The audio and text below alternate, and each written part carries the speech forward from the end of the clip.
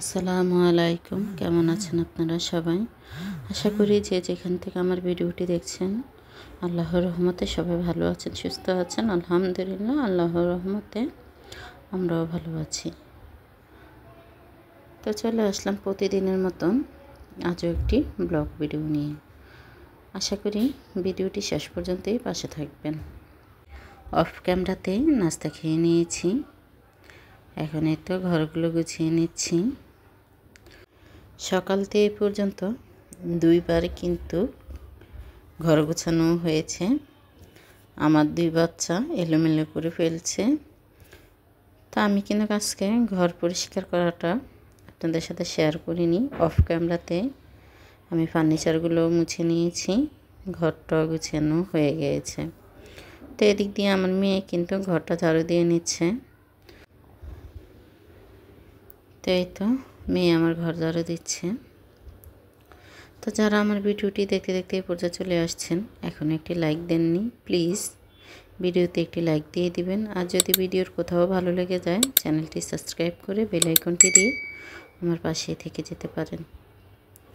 আপনার সুন্দর একটি কমেন্ট করে যাবেন, ওই কমেন্ট দেখে 24 ঘন্টা পরে আমি আপনাদের চ্যানেলে চলে যাব। তো এই তো এখানে আমার বোনের জামা, মেয়ের জামা, অনেকগুলো জামাই আছে, এগুলো আজকে কাটবো। কাটা হয়ে গেলে বানাতে আমার খুব বেশি একটা টাইম লাগবে না, সেজন্য সবগুলো জামাই আজকে কেটে রাখবো। 100% গ্যারান্টি, বছরে আপনি লাখ টাকা জমা করতে পারবেন, ওই বিষয়টাই কথা বলবো। আজকের ভিডিওটি কেউ স্কিপ করে দেখবেন না। আজকে আমি এখানে 8টি টিপসের কথা বলবো। আমার এই টিপসগুলো যদি খেয়াল করেন, বছর শেষে লাখ টাকা জমানো সম্ভব, 100% গ্যারান্টি। তা আপনারা দেখেন, আমি আপনাদের সুবিধার জন্য এখানে লিখে নিয়েছি, যেহেতু আপনাদের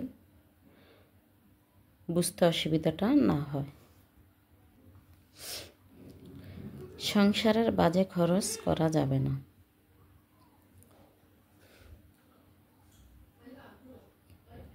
এক নাম্বার হলো, বাহিরে খাবার খেতে যাওয়া যাবে না।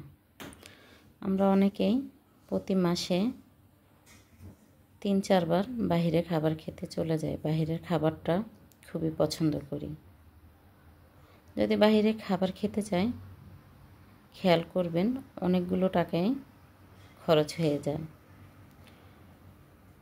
তো অনেক সময় বাচ্চারা অনেক বায়না করে বাহিরে খাবার খেতে যাওয়ার জন্য। আপনি মাসে 1 থেকে 2 বার আপনার বাচ্চাকে বাহিরে নিয়ে যেতে পারেন খাবার খাওয়ার জন্য, এর বেশি যাওয়ার কোনো দরকার নেই। তাহলে কিন্তু আপনি এখান থেকে যে টাকাটা আপনি বাহিরে খাবার খেতে যাওয়ার জন্য রেখেছেন, ওইটাই আপনি জমা করে রেখে দিতে পারবেন। 2 নাম্বার হচ্ছে, খুব বেশি কেনাকাটা করা যাবে না। আমরা অনেকেই আছি প্রতি মাসে শপিং করতে ভালোবাসি, শপিং করাটা অনেক বেশি পছন্দ করি। তো প্রতি মাসে যদি আপনি কেনাকাটা করেন, আপনি কিন্তু 1 টাকাও সঞ্চয় করতে পারবেন না। এগুলো আপনাকে খেয়াল রাখতে হবে যে প্রতি মাসে কেনাকাটা করার যাবে না।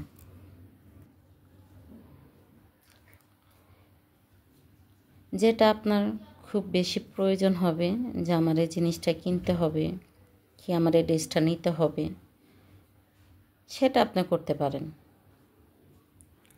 এর বেশি কেনাকাটা করার কোনো দরকার নেই। 3 নাম্বার হলো, সুপার শপ থেকে কেনাকাটা করা যাবে না। আমরা অনেকেই সুপার শপে চলে যাই কেনাকাটা করার জন্য।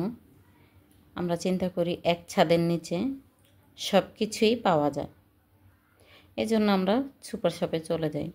কিন্তু একটা জিনিস আপনারা খেয়াল করেন, সুপার শপ থেকে যদি কেনাকাটাটা করি, এখানে সরকারি ভ্যাটটা দিতে হয়।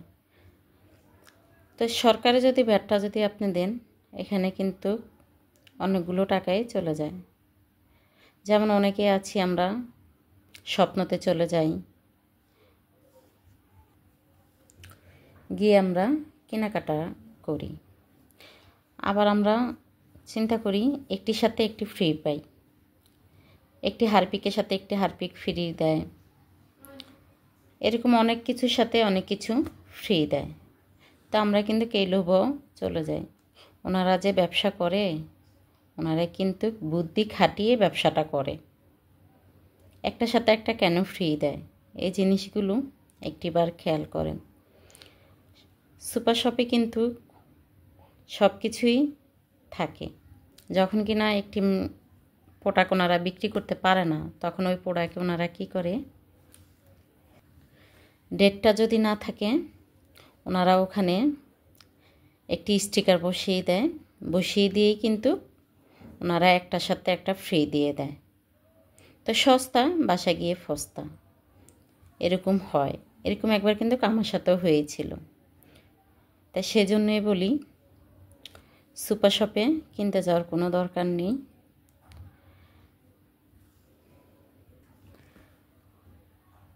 বাজার থেকে কিনে নিয়ে আসবেন, পাইকারি বাজার থেকে আপনি কিন্তু এখানে দামাদামি করে কিনে নিতে পারবেন। এখান থেকে আপনার অনেকগুলো টাকাই বেঁচে যাবে। 4 নাম্বার হলো বাহিরে খুব বেশি ঘুরতে যাওয়ার দরকার নেই। আমরা অনেকেই মাসে 2-3 বার ঘুরতে চলে যাই, কক্সবাজার চলে যাই, অনেক জায়গাতে আমরা ঘুরতে চলে যাই। তা আপনি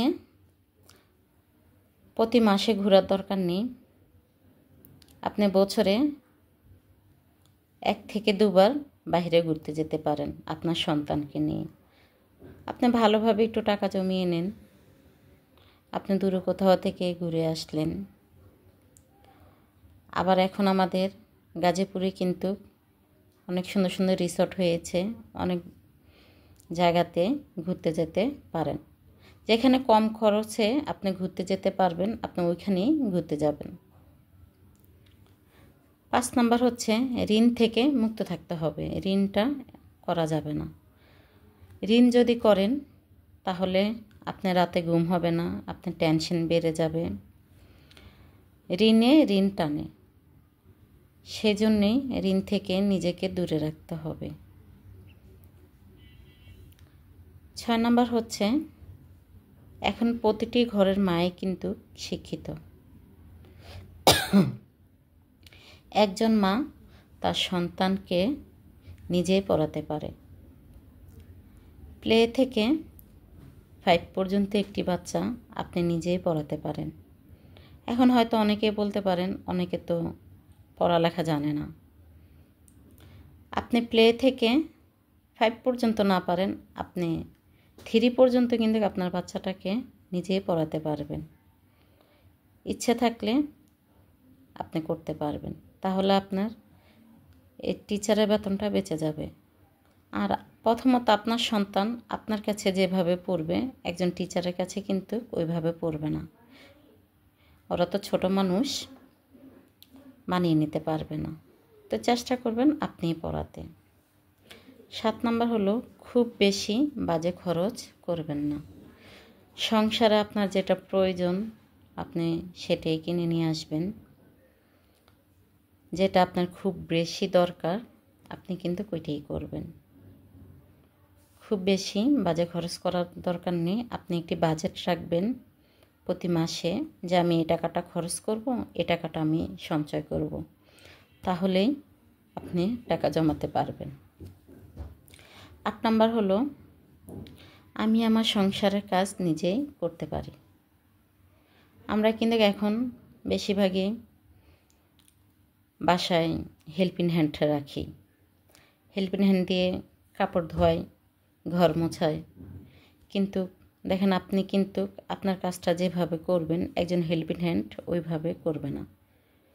আপনি চেষ্টা করবেন আপনার কাজটা সুন্দর করে করার জন্য। সুন্দর করে করলে কাজটা দেখতেও ভালো লাগবে। কিন্তু হেল্পিং হ্যান্ড কিন্তু ওইভাবে আপনার কাজগুলো করবে না। ওনার মাথায় চিন্তা থাকবে যে আমি এখান থেকে কাজ শেষ করে আরও একটি বাসায় চলে যাব, সেখানে গিয়ে আমি কাজ করব। কিন্তু উনি এটা চিন্তা করবেন না, কাজটা একটু সুন্দর করে করি। উনি কিন্তু সুন্দর করে করতে চেষ্টা করবে না। তাই আমি বলি হেল্পিং হ্যান্ডের আমাদের কোনোই প্রয়োজন নেই, আমরা কিন্তু নিজেরাই ঘরের কাজগুলো করে নিতে পারি। তাহলে এখান থেকে আপনার হেল্পিং হ্যান্ডের টাকাটাও বেঁচে যাবে। তা আপনারা যদি এই 8টি টিপস ভালো করে খেয়াল করেন তাহলে 100% গ্যারান্টি বছর শেষে লাখ টাকা জমাতে পারবেন। বাজে খরচ থেকে নিজেকে দূরে রাখবেন, তাহলে সব কিছু করে সম্ভব।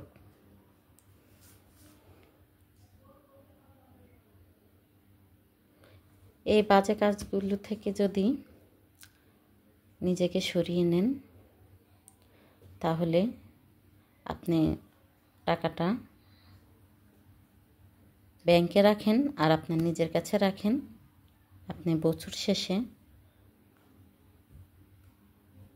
যে লাখ টাকা জমাতে পারবেন ওটা দিয়ে কিন্তু আপনি অনেক কিছুই করে নিতে পারবেন। তো যাক, এখন আমি রান্না করতে যাব। এই তো রান্না করতে আসলাম, দুপুরে রান্না। আজকে আমি কচু ছড়া রান্না করব।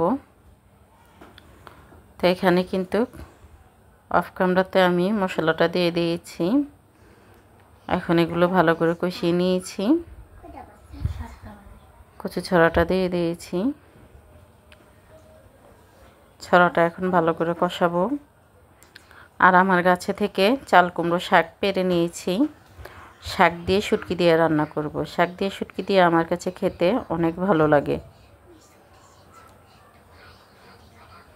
এই তো এখানে শাকের তরকারির মশলাটা এখন আমি দিয়ে দিয়েছি। এখানে হলুদ, মরিচ, আদা রসুন বাটা দিয়ে দেব, দিয়ে ভালো করে শাকটা কষিয়ে নেব। আজকের ভিডিওটি একটু বড় হয়ে যাচ্ছে, তাই আমি স্পিডটা বাড়িয়ে দিয়েছি। তা আমি কিন্তু অফ ক্যামেরাতে শুটকিগুলো ভেজে গরম পানি দিয়ে ধুয়ে পরিষ্কার করে রেখেছি। এখন দিয়ে দিয়েছি, ভালো করে মশলাগুলো কষিয়ে শাকটা দিয়ে দেব। রান্নার শেষের ভিডিওটি আমি আপনাদের সাথে শেয়ার করতে পারিনি, আমার ভিডিওটা ডিলিট হয়ে গিয়েছে, সেজন্য আমি সেভ করতে মনে ছিল না। তো এই তো এদিক দিয়ে কিন্তু আমার কচু ছড়াটা প্রায় কষানো হয়ে আসছে। আমি আর একটু কষিয়ে এখানে গরম পানি দিয়ে দেব। তরকারি আমার কাছে বেশি কষালে মনে হয় অনেক ভালো লাগে, তাই আমি একটু টাইম নিয়ে তরকারিটা কষিয়ে নিই।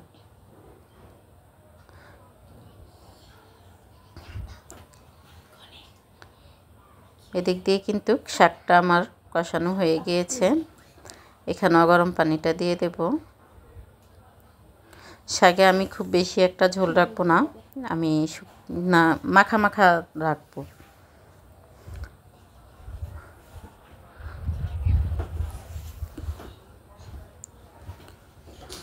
চাল কুমড়ো গাছে আমার একটি চাল কুমড়ো আসেনি, শুধু শাকে হয়েছে। তো মাঝে মাঝে একটু শাকটা রান্না করে খাই। চাল কুমড়ো শাকটা আমার কাছে অনেক ভালো লাগে।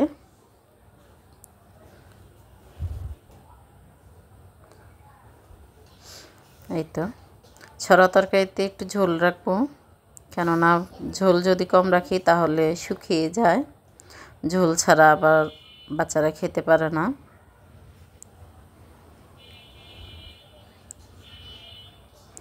তো এই তো দেখেন আজকে আমাদের বৃষ্টি হয়েছে, রাস্তায় কিন্তু অনেক পানি হয়ে গিয়েছে। আজকে প্রচুর বৃষ্টি হয়েছে, বৃষ্টিতে অনেকটা পানি জমে গিয়েছে। এই পানি নামতে প্রায় 2-2.5 ঘন্টা লেগে যাবে।